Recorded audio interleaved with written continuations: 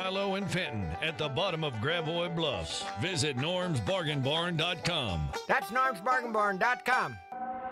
This is the Verizon Extra Innings Show. Verizon, the most reliable 5G in St. Louis. Wynn plays behind the runner at second base. The pitch. Ground ball to the first baseman. That's picked by Burleson. He kicks the bag for a Redbird winner. Henderson is out 3 unassisted, and this ballgame has come to an end. The Cardinals even the series with a 7-4 victory at Camden Yards. Good win tonight for the Cardinals. They even up the series against Baltimore 1-1, winning tonight 7-4, as John Rooney just said. Welcome into the Extra Innings Show right here on KMOX. My name is Matt Pauley. It is great to have you with us this evening. Multiple ways to get connected with the program. You can call or text 314-436-7900, 314-436-7900. You can tweet at me if you'd like, at Matt Pauley on air, MattPauley on air. And for those of you who are watching the video stream, we are on Facebook, we are on Twitter, we are on YouTube. You can leave a video chat, and we can get to that as we go along. This is a baseball show. We will talk Cardinals baseball throughout, but we did have some breaking St. Louis sports news today, so just in case you were unaware of this, we'll mention it real quickly. Might mention it a couple more times, but we're not going to go deep on it by any stretch of the mind, but just so you are aware that it is going on. St. Louis City did announce tonight that they have moved on from head coach Olaf Melberg. City 2 coach David Critchley is going to take over while the club searches for a new head coach. So just so you are aware, that's going on. Might mention that a time or two before we get done here, but we are here to talk baseball, so indeed, that is what we are going to do. We are going to talk baseball. Thought this was a good win for the Cardinals. They score a few runs in the early going. They let Baltimore back into the game, and then they do what you're supposed to do against the Baltimore bullpen, and that is score runs, because the Baltimore bullpen is terrible. And they were able to take advantage of that. And when I say the Baltimore bullpen is terrible, that's not me taking away from what the Cardinals did offensively. It's just saying that one of the talking points coming out of yesterday's game was where they lost the game was they let Charlie Morton stay in there too long. You get into the bullpen yesterday, it's probably a different game, but that didn't happen. Today they get into today they're able to have a little bit of success from the starter, and then after that they get into the bullpen, and that's where they were able to score the 1 run in the 7th to tie it, and then the 3 runs in the 8th inning. I'm going to be a little bit of a jerk here if you will just hang tight with me for a moment or so, because games are 9 innings long. And I'm not trying to tell people not to text into the show when the game is going on, but it is funny sometimes for me to bring up the text line, because I'm not looking at the text line as the game goes along. I'm pretty much I bring it up for the first time pretty close to when I'm wrapping up the network post-game show and right before we get ready with this show.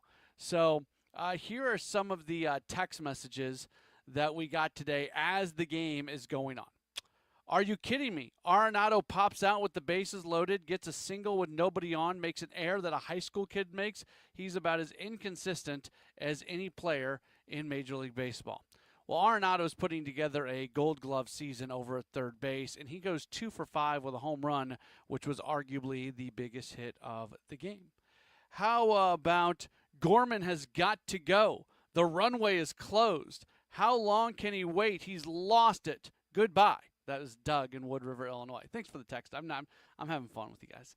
Another text message said, rule number 1 with the lineup, never have Gorman and Walker in the starting lineup at the same time. Most games it's going to be hard to overcome that.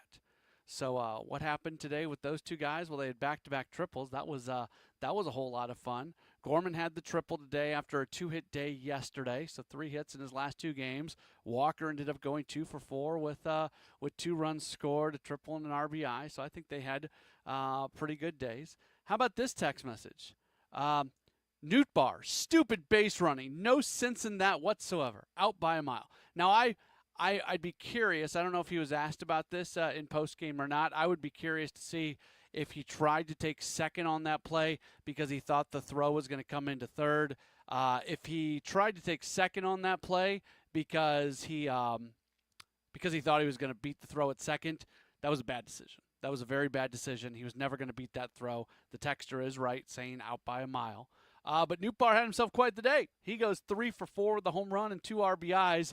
The day that he had at the plate more than outweighs what he did in that base running, which was a base running mistake. But just kind of I don't know. I thought it was like when I was opening up the text line and the Cardinals had won, and those are the first text messages that I see. I just kind of had to chuckle a little bit on that one. So that's me, going back and reading texts that did not didn't look great at the end of the game, I guess you could say. Some other text messages that are coming in have come in since the game actually ended. From the 501 said, I like seeing Jordan Walker contribute offensively. The ball really jumps off his bat, especially in the 8th when he barreled it to right center field. I mean, Jordan Walker is quietly kind of coming along here. Let me give you some numbers on him. Let's go back. Oh, how far do we want to go back? You know what? Let's go back to April 25th, and I'm not even sure what this is going to say. I'm in here with you because I think when you look at what he has done, all right, so the numbers since April 25th, not great. 235 hitter, 627 OPS. So that is not fantastic. Let's push forward a little bit further. Let's go to May 14th. I think these are going to be pretty good numbers. Yeah, okay, since May 14th. So it's only 12 games, tiny sample size. I'm well aware of the sample size that go along with this. But since May 14th, so over the last couple weeks, he is hitting 344 with an OPS at 907. It's pretty good. That's pretty good. And you hope that's the start of something for him. I've long learned in doing what I'm doing here and hosting shows like these that you don't declare that somebody is back until it's obviously clear. So I'm not saying that yet with Jordan Walker, but I do think we're seeing progression step forward, and that's good to see. And speaking of Jordan Walker, a text message from the 314 says, if Jordan Walker could be a little more selective with the pitches he swings at, he would definitely improve his hitting. Whenever he swings at pitches that are slightly up in the zone, he hits the ball extremely hard. It's really nice to see Jordan hit the ball really hard. Very exciting. Then says, Jordan, lay off the low and outside sliders, and you'll be a really fantastic hitter. I'm in his corner. That came in from Robert.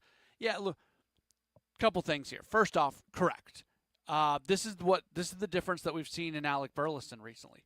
Burleson, a lot of credit goes to him because I kind of thought Burleson was trending in the direction that you didn't want to see him trend in, and all of a sudden he really got some more plate discipline and started swinging at pitches in the zone and not swinging at pitches outside the zone.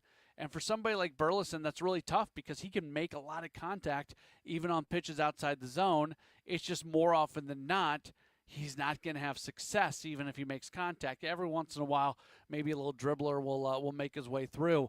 But he's got to sit there and be patient and wait for pitches in the zone that he can drive. And occasionally that's going to result in a strikeout looking, or you just never get that pitch that you can drive. But if you can stay disciplined over 162 games, over 3-4 at bats a night, that's gonna serve you well. Walker's working on it. It's really, really tough. I talk about this all the time. The brain cannot actually react to a pitch. And what I mean by that is essentially the pitch comes home quicker than the brain can essentially start the swing. So you have to basically be starting your swing before the pitch, and then you're holding up almost every single time. That's kind of what's happening. And I mentioned the documentary Fastball a lot, and they talk about that, how when you know about how long it takes the brain to communicate to other parts of your body, it is actually impossible for somebody to react to a pitch in the moment. You're doing a little bit of the work before the pitch comes in, and then you're continuing or you're stopping. So having better plate discipline and learning what to swing at and what not to swing at is one of the single most challenging things in all of sports. So, yeah, we can sit here and say, hey, if Walker can do a better job on pitch selection, that's going to go a long way. Yeah, it is, and it's something he's working on. It's also something that just takes a little bit of time for sure. 314-436-7900, 314-436-7900. That's how you call. That's how you text. You can tweet at me if you'd like, at Matt Pauley on air, MattPauley on air.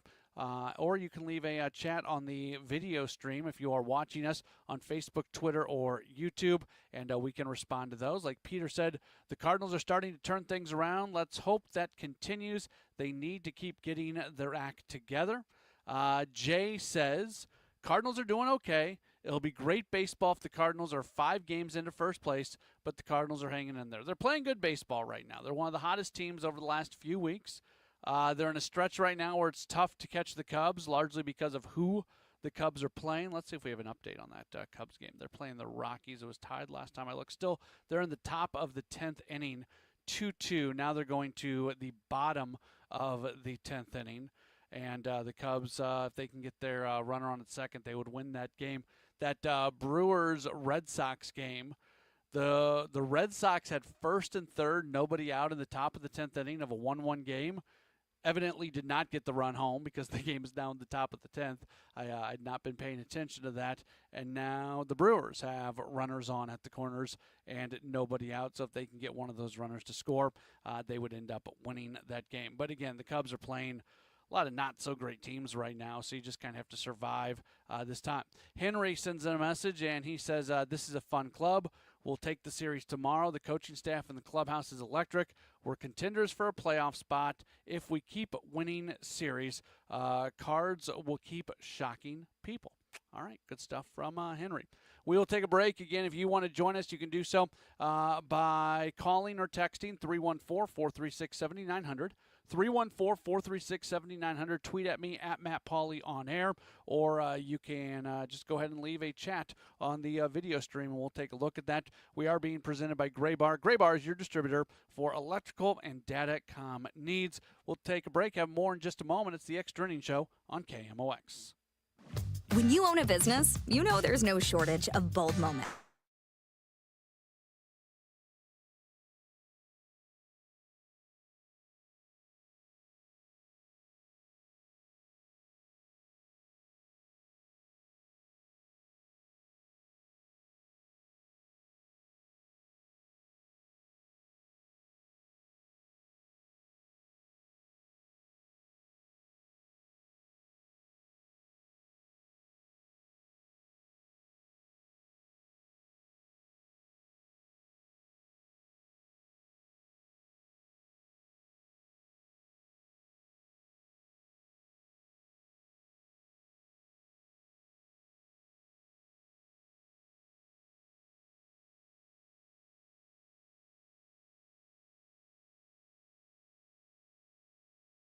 Bar.com/connected buildings to learn more. Now, back to the Verizon Extra Innings Show. We're back at it here on KMOX following the Cardinals getting a win, good win. They knock off the Baltimore Orioles today by a 7-4 score. If you want to join the program, you can do so by calling, texting, or tweeting. If you call or text, it's 314-436-7900. You tweet at me at Matt Pauley on air, and of course you can leave a message on the video chat as well. We do have a caller. Paul has given us a call. Hey, Paul, you're on the Extra Innings Show. Hey, Matt, how you doing? Doing all right. I really enjoy your program. I think you do a fantastic job as host of the program, because I know it hasn't been easy. This, Cardinal team, especially the slow start they got off to. It's been fun, though. I always love doing the show. Win or lose, it's a fun show, but appreciate you saying that. Yeah, I appreciate your positive attitude. That really helps. My question is, if they stay in contention for the division and also a serious run for the playoffs, do you think they might envision a trade for Paul Steen, the Pittsburgh Pirates, for some of the players they have now that are performing well? Yeah, Paul, appreciate the question. They're not going to get Paul Skeens. It's just Pittsburgh's not going to trade him. They've their general manager Ben Cherington is on the record saying that they're not going to trade him. At some point in time, they're going to have to, because he's going to start making more money than they want to pay him. But right now, if they type in the little anything into the algorithm, they're getting more probably gate money off the days that he pitches than what he's actually being paid. I don't know. I don't know if the Cardinals completely have what it would take to make that move. I don't think if once Pittsburgh decides to trade him, I don't think they're going to want to trade him inside the division. They may not want to trade him in the National League at all. Like, they may send him to the American League. So at some point, Skeens is going to get traded. I don't think it's going to be this year. I'm not even convinced that it is going to be next year. So I appreciate the optimism. Now, the bigger question is, do the Cardinals add at the deadline if they are still in it? I think they add, but I think they add marginally. We'll see what it looks like. And this talk is really early for it. But if there's not a lot of starting pitching depth, so if there's any type of attrition in the starting rotation and there's a chance to add to your rotation, I could see them doing that and then adding a piece or two in the bullpen. I don't think they're going to do much from a position player standpoint. And honestly, I don't think they'll do much from a starting standpoint. Now, if you're John Mozeliak, I think you keep an eye out right now on the waiver wire and things like that. And if you can find a guy who's got some, big league time that would take a minor league deal and that you can put at Memphis as a starting pitcher to be kind of a security blanket because you just don't have a whole lot of depth in terms of starting pitching, I'm sure they're looking out for that because, the Memphis rotation, with all due respect to everybody involved in the Memphis rotation, I'm not trying to take a shot at that group, but it's kind of Michael McGreevy and just a bunch of other dudes that you probably haven't really heard of. Now, that being said, Quinn Matthews is going to be back there soon, and there's some other things that could end up happening. But no, I love the optimism of the idea of Paul Skeens being a Cardinal. That would be amazing. But I do not. I don't see that. I don't see a scenario where that ends up happening, but I appreciate the phone call for sure. Our guy Ball Game sends in his daily text message giving us his tip of the cap and raise of the glass. And for this one, he says, it goes to the team. Says, love that the team is comfortable playing from behind. For the past few weeks, many players are contributing to victories. Yeah, I like that. And there were a lot of individual contributors for sure in this game. Offensively, Lars Nootbaar, Nolan Arenado. They're just a bunch of guys for sure. But this was one of those team-type victories for sure. Text message from the 618 says, I'm not giving up on Gorman or Walker yet. I still feel like they are winning players. I agree. Each of these guys have the underlying numbers to tell you that they've got the potential to be really, really good players. And the Cardinals are just they're in a weird spot right now where it looked like the messaging was that this season was going to be a season where, they thought they could win a little bit, but it was also about the runway and finding out who guys are. And now they're playing like legit, really good baseball, and it doesn't seem to be a flash in the pan either. It seems like it's legit. Like that's the term that I used. It's a legit sort of thing. So. That puts them in a spot where it's a little bit tougher to give that runway that they are talking about. Text message from Teresa. Oh, is Teresa texts us in every day. Was she one of the people that I gave a little bit of grief to about the early text messages? I think so. So because she says, I'm guilty of the early texting, but during the game, I'm anxious about the team, but never down on the team. I only said my angst was to find their mojo, and they did. Says sometimes I'm talking to the team as I would during the game, but I guess that's okay. Yeah, that's good stuff. So that's most of the messages that are coming in today. What's on Deck is presented by Chesterfield Fence and Deck, the sign you have the very best. These two teams, they are going to get back at it coming up tomorrow evening. Could get ready to strap in with us because it could be a long night with the way the weather is looking tomorrow. Miles Michaelis is going to go tomorrow for the Cardinals. 4-2, 3.51 ERA, and it's going to be Cade Povich who goes tomorrow for the Orioles. 1-3, 4.86 ERA, 5.35 first pitch. That means our coverage is going to begin at 4:40. Certainly appreciate you being tuned in. By the way, some bad news from Milwaukee. They had just hit a walk-off grand slam in the 10th inning, and they ended up beating Boston. So not great news, but that doesn't really matter if the Cardinals keep on winning. Thanks so much for being tuned in. We'll talk to you again tomorrow for more Cardinals baseball here on KMOX. This is Tom Ackerman. Like a Hall of Fame talent, an MVP, Chesterfield Fence and Deck has been going for 57 years strong now. A lot of happy customers. They've done a wonderful